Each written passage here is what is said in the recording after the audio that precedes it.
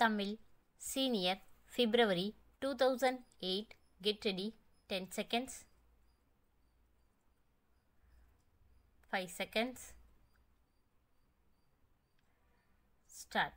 மாண்புமிகு பேரவை தலைவர் அவர்களே, நெடுஞ்சாலைத்துறை மானிய கோரிக்கை மீது பேசுவதற்கு வாய்ப்பு வழங்கியதற்கு என்னுடைய நன்றியை தெரிவித்துக் கொள்கிறேன். மாநிலத்தின் பொருளாதார முன்னேற்றம் மற்றும் மக்களின் வாழ்க்கை தரத்தை உயர்த்துவதில் சாலை வசதிகள் முக்கிய பங்கு வகிக்கிறது என்றால் அது மிகையாகாது. அந்த வகையில் நம்முடைய தமிழக அரசு சாலை கட்டமைப்பு வசதிகளை ஏற்படுத்துவதில் முன்முயற்சியும் அக்கறையும் கொண்டு செயல்படுவதை முதற்கண் பாராட்ட விரும்புகிறேன். கடந்த 50 ஆண்டுகளில் பல்வேறு அரசுகளால் எடுக்கப்பட்ட தொடர்ச்சியான நடவடிக்கைகள் காரணமாக இன்று சாலைகள் இல்லாத கிராமங்களே இல்லை என்ற நல்ல நிலைமை ஏற்பட்டுள்ளது.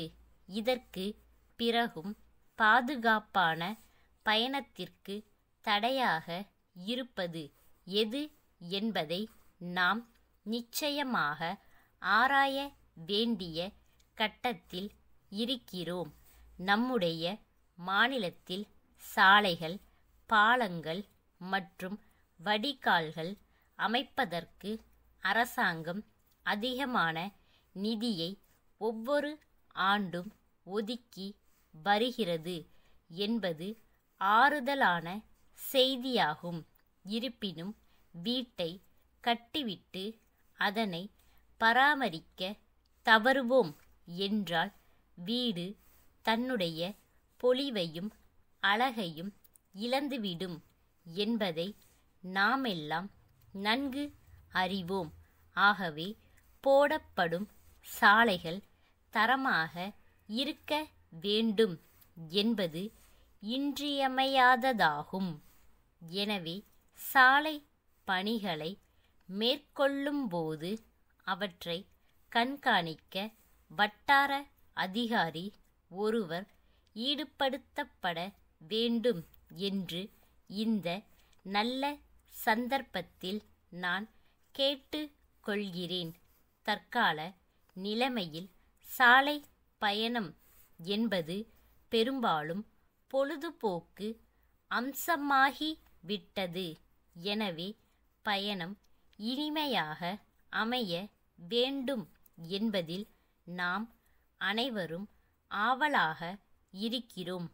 பயணத்தின் போது இடையில் ஓய்வெடுப்பதற்கு வசதியாக சாலை ஓரங்களில் ஆங்காங்கே தரமான தங்கும் விடுதிகள் அமைக்கப்பட வேண்டும் என்பதை குறிப்பிட விரும்புகிறேன்.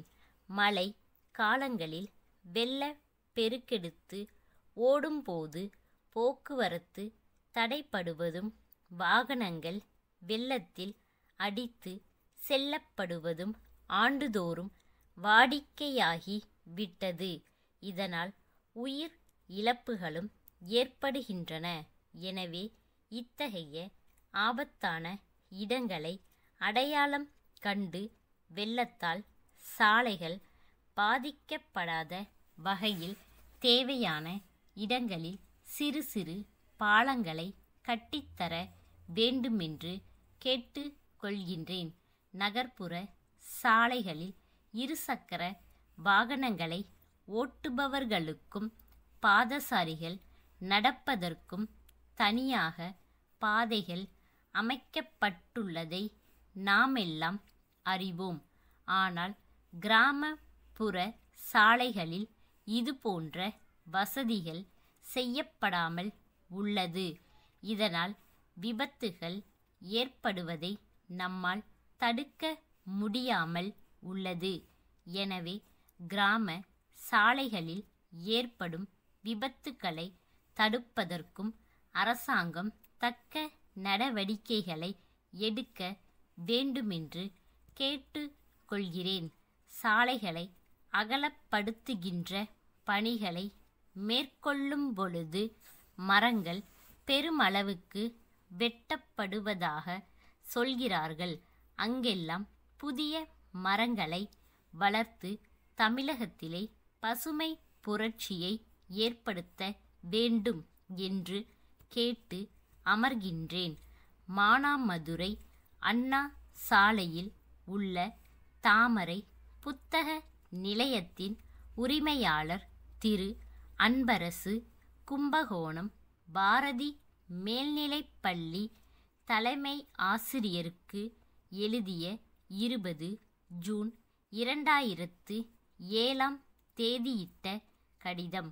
அன்புடையீர், தங்கள் கல்விக்கூடம் கடந்த பல ஆண்டுகள் போல இந்த ஆண்டும் 10 மற்றும் 12ஆம் வகுப்பு பொதுத் தேர்வில் மாவட்டத்தில் முதலிடம் பெற்றுள்ளது குறித்து மகிழ்ச்சி அடைகிறோம்.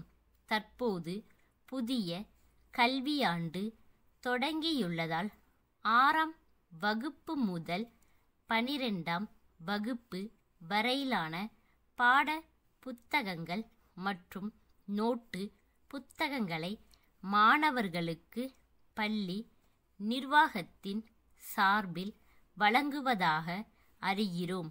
சுமார் 30 ஆண்டுகளாக மானாமதுரையில் சிறப்பாக இயங்கி வரும் எங்கள் புத்தக நிலையத்தில் அனைத்து புத்தகங்களும் எழுது பொருட்களும் உள்ளன.